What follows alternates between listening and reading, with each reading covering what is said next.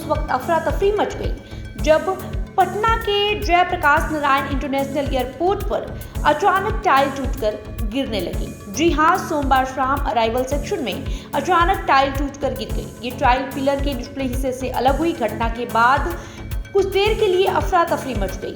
करीब 2 फीट की ऊंचाई से टाइल जमीन पर गिरी। गनीमत रही कि कोई यात्री इसकी चपेट में नहीं आया। अराइवल एरिया में उस समय आवाजाही जारी थी। संयोग से एक बड़ा हादसा टल गया। इसके पहले 21 अप्रैल को भी टाइल गिर चुकी है, तब पिलर के ऊपरी हिस्से से टाइल टूटकर गिरी थी। लगातार दूसरी घटना ने चिंता बढ़ा दी है। यात्रियों में सुरक्षा को लेकर सवाल उठने लगे हैं। लगातार घटनाओं से निर्माण कार्य पर भी सवाल खड़े हो रहे हैं। मेंटेनेंस व्यवस्था पर भी उंगली उठाई जा रही है। नए टर्मिनल की गुणवत्ता पर बहस शुरू हो गई है। यात्री सुरक्षा को लेकर चिंतित नजर आ रहे हैं। घटना की सूचना मिलते ही अधिकारी सुरक्षा कर्मियों ने इलाके को घेर लिया। प्रभावित हिस्से को अस्थायी रूप से बंद कर दिया और स्थिति को तुरंत नियंत्रित कर लिया गया।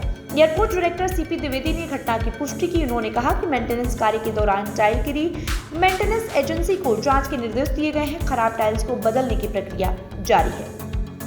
प्रबंधन ने जांच रिपोर्ट का इंतजार करने को कहा है। रिपोर्ट के आधार पर आगे की कार्रवाई होगी। पूरे परिसर की टाइल्स की जांच की जा रही है। सुरक्षा में किसी तरह की लापरवाही नहीं बरती जाएगी। लगातार घटनाओं से यात्रियों में डर बढ़ रहा है। एयरपोर्ट की विश्वसनीयता पर असर पड़ सकता है। लोग बेहतर सुरक्षा और निगरानी की मांग कर रहे हैं। अब सबकी नजर प्रबंधन की कार्रवाई पर टिकी हुई है। आपको बताएं, पटना का जयप्रकाश नारायण अंतर्राष्ट्रीय हवाई अड्डा मूल रूप से 1973 में एक छोटी हवाई पट्टी के रूप में निर्मित किया गया। हालांकि बढ़ते यात्री दबाव को देखते हुए इसके लिए टर्मिनल भवन का निर्माण 2019 में शुरू हुआ, जिसका उद्घाटन 29 मई 2025 को किया गया और इसमें 3 जून 2025 से पूरी तरीके से काम करना शुरू कर दिया गया। आपको बता दें कि पुराना टर्मिनल लगभग 2 दशकों से अधिक समय से सेवा में था, जिसे नए टर्मिनल के चालू होने के बाद निष्क्रिय कर दिया गया।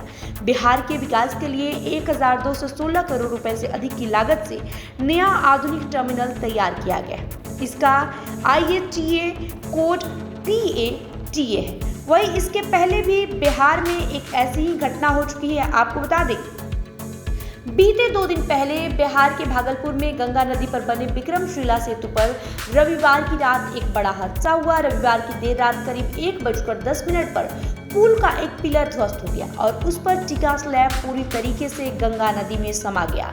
देर रात पुल टूटने से मौके पर अफरा तफरी का माहौल हो गया। हालांकि गनीमत रही कि समय रहते पुलिस और प्रशासन ने मुस्तैदी दिखाते हुए आवाजाही रोक दी, जिससे स्लैब गिरने के दौरान कोई वाहन उसकी चपेट में नहीं आया और बड़ा नुकसान टल गया।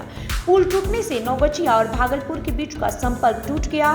घटना के बाद प्रशासन भी मौके पर पहुंचा और पुलिस के जवानों ने लोगों से सावधानी बरतने की हिदायत दी। वहीं वहां मौजूद लोगों ने बताया कि पुल के दिन में ही हल्का क्षतिग्रस्त होने की सूचना आ रही थी और देर रात पुल का एक बड़ा हिस्सा नदी में समा गया। पुल टूटने के बाद भागलपुर शहर की सड़कों पर दबाव न बढ़े, इसके लिए प्रशासन ने एहतियाती कदम उठाए। भारी वाहनों को शहर में प्रवेश करने से पहले ही घोंघा, सबौर, जगदीशपुर और कजरेली जैसे इलाकों में रोक दिया गया। तो कहीं न कहीं जिस तरह की घटनाएं आजकल हो रही है, उससे बिहार सरकार पर कई सारे सवाल खड़े हो रहे हैं। पहले विक्रमशिला पुल, अब पटना एयरपोर्ट पर टाइल टूटकर गिरना। वीडियो में इतना ही। वीडियो पर आपकी जो प्रतिक्रिया होगी कमेंट बॉक्स में लिखिएगा। वीडियो को लाइक और शेयर करिएगा। बहुत बहुत शुक्रिया।